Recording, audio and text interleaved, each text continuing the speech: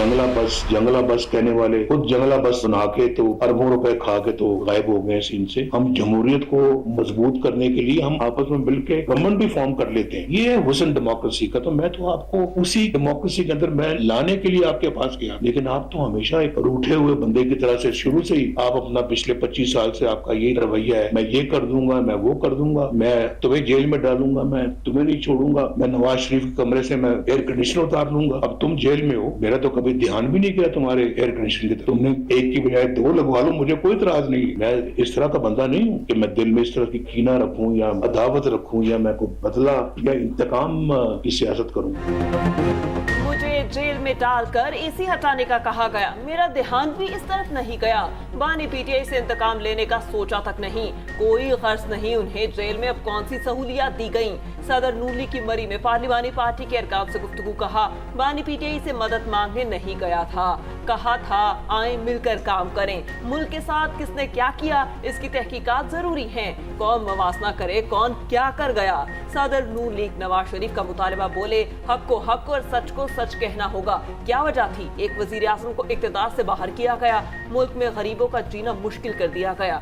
जंगला बस कहने वाले अरबों रुपए खाकर चले गए। हमने IMF को खुदा हाफिज कहा, आप दोबारा ले आए। आटे की कीमत में कमी का क्रेडिट वजीर आला पंजाब को दिया। अवाम को सस्ती बिजली फराहम करने की हिदायत भी की और कहा शहबाज शरीफ और मरियम नवाज इसी मेहनत से काम करेंगे तो मुल्क बहरानों से निकल जाएगा। वजीर आला पंजाब और सदर नून लीग 4 रोज से मरी में कयाम कर रहे हैं। कयाम के दौरान सियासी बैठकें लगी। आज झांकला गली का रुख कर लिया।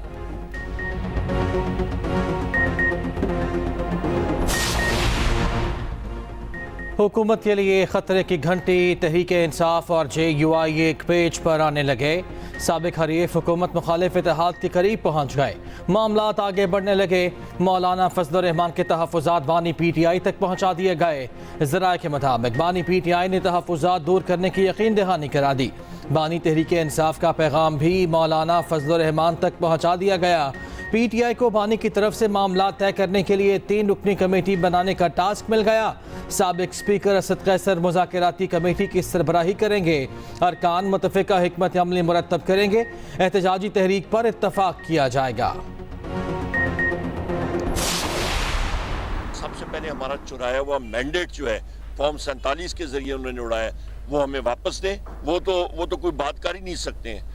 वो फॉर्म 47 वाला वजीर आजम या उनकी टीम, उनसे क्या मुज़ाकरात हम लोग करेंगे। हम लोगों के ऊपर दहशतगर्दी के, कत्ल के, अगवा बराए तावान के, मोटरसाइकिल चोरियों के मतलब पर्चे लगे हुए हैं। ये भी भुगत चुके हैं, इनका खानदान भी भुगत चुका है। अपने मौक़िफ़ से नहीं पीछे हटेंगे। मुज़ाकरात करना चाहते हैं तो हमारा मैंडेट वापस करें, रहनुमाओं और कारकुनों को रिहा किया जाए। ओपोजिशन लीडर ने बातचीत के लिए बुनियादी शराइत बता दी। गुजरांवाला में मीडिया से गुफ्तगू में उमर अयूब बोले, फॉर्म 47 वाले वजीर आजम या उनकी टीम से क्या बात करें, वो शिकस्त खुर्दा हैं, असम्बली में हमसे आंखें नहीं मिला सकते।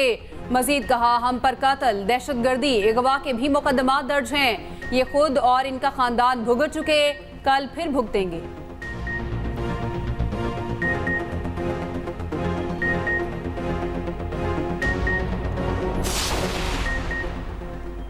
बेटा सब्सिडी खात्म और अवाम को रिलीफ दिया जाए। इत्तेहादी हुकूमत पीपल्स पार्टी के हुकूमत को सलाह मशवरे।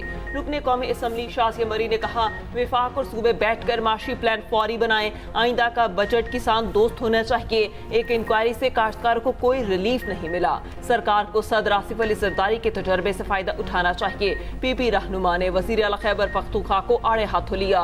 बोली, वजीर आला KP को सिर्फ पकड़ी उछालने का शौक है, उनको आइन और पार्लियामेंट के स्पेलिंग तक नहीं आते। अली अमीन गंडापुर जो कर रहे हैं वो पख्तून कल्चर नहीं है।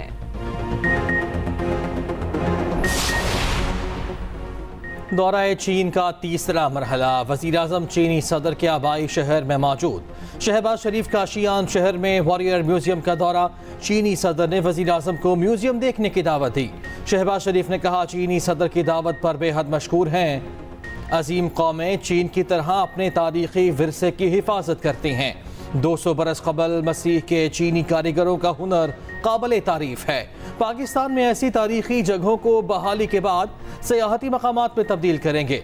वज़ीर आज़म चीनी क़यादत से मुलाकातें कर चुके, मुख्तलिफ मनसूबों की जल्द तकमील पर इत्तफ़ाक़।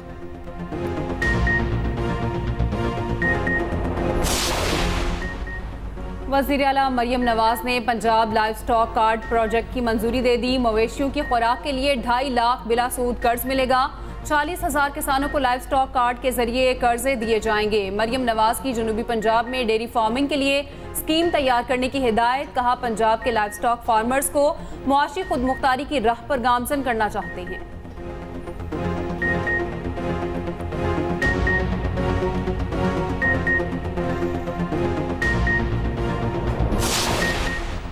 जरताज कुल सुन्नी इत्तेहाद काउंसिल की कौमी असम्बली में पार्लिमानी लीडर नामजद बानी पीटीआई ने मंजूरी दे दी।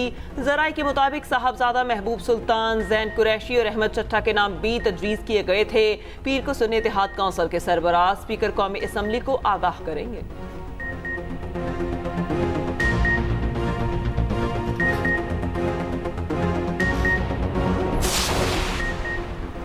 सहाफती तंजीमों के तहफ़्फ़ुज़ात नज़रअंदाज। कायम मकाम गवर्नर मलिक मोहम्मद अहमद खान ने हत्या के इज़्ज़त बिल पर दस्तखत कर दिए।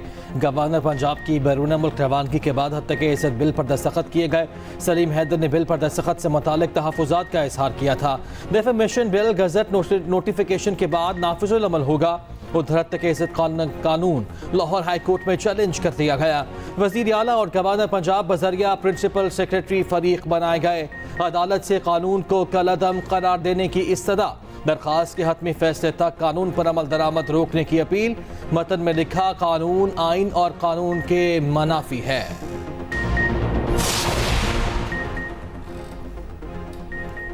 पंजाब हुकूमत ने हत्या के इज्जत बिल पर हरदर्मी का मुजाहरा किया। कायम मकाम गवर्नर ने बिल पर दस्तखत करके उसे कानूनी शक्ल दे दी। सदर लाहौर प्रेस क्लब अरशद अंसारी का रद्द अमल। कहा, गवर्नर पंजाब बिल को वापस किए बगैर ही रुखसत पर बैरून मुल्क चले गए। बिल पर पीपल्स पार्टी मुस्लिम लीग नून से मिली हुई है। सहाफ़ी बरादरी कानून के खिलाफ भरपूर एहतजाज करेगी। एहतजाज का मरकज लाहौर होगा। ज्वाइंट एक्शन कमेटी जल्द लाहे अमल का ऐलान करेगी।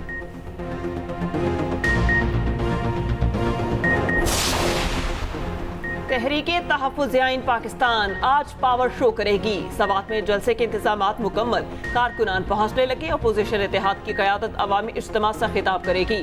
चेयरमैन पीटीआई बैरिस्टर गोहर और असद कैसर इस्लामाबाद से निकल पड़े। तहरीक के सरबराह महमूद खान अचकज़ई भी खिताब करेंगे।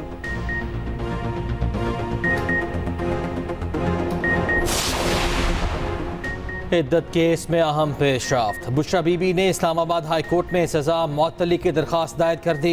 बैरिस्टर सलमान सफदर के जरिए दायर दरख्वास्त में जमानत पर रिहाई की इस्तदा।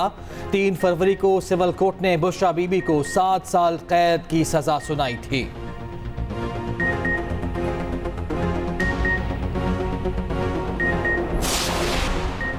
सिंध के आइंदा बजट में तरक्याती प्रोग्राम के लिए 745 अरब रखने की तजवीज़। नए तरक्याती इकदाम के लिए 20 अरब रुपए अलग से मुख्तस करने की तजवीज़। गुज़श्ता माली साल के 385 अरब के तरक्याती बजट में से 212 अरब रुपए से जायद जारी। 163 अरब से जायद खर्च किए गए। गैर मुल्की प्रोजेक्ट असिस्टेंस के लिए 250 अरब रुपए रखने की तजवीज़।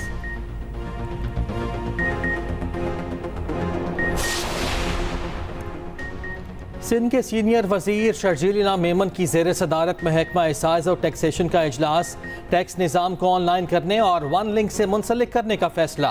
प्रीमियम नंबर प्लेट्स की तैयारी के हवाले से पेशरफ्त पर ब्रीफिंग।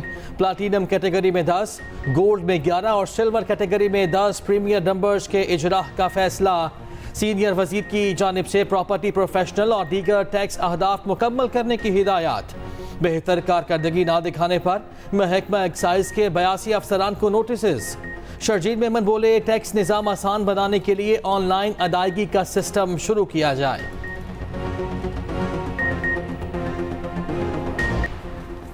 मौसमियाती तब्दीली से निपटने के लिए हम सब मुत्तहिद हैं। 2022 में बहुत बड़ा सैलाब आया। हजारों मुतासिर, अरबों डॉलर्स का नुकसान हुआ। सुप्रीम कोर्ट माहौलियाती कॉन्फ्रेंस से जस्टिस मंसूर अली शाह का खिताब। बोले, पाकिस्तान दुनिया का 5वां मुल्क है जिसे मौसमियाती तब्दीली के खतरात का सामना है।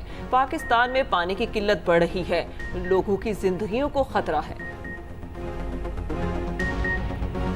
T20 का सबसे हाई वोल्टेज मुकाबला कल होगा। रिवायती हरीफ पाक भारत टीमें टकराएगी। न्यूयॉर्क में शायकीन का खिड़की तोड़ रश होने का इम्कान। टीम आज प्रैक्टिस करेगी, खिलाड़ी खूब हाथ पांव खोलेंगे। चेयरमैन पीसीबी मैच देखने के लिए पहुंच गए। अहम टाकरे से कबल क्रिकेटर से मुलाकात भी मुतवक्के।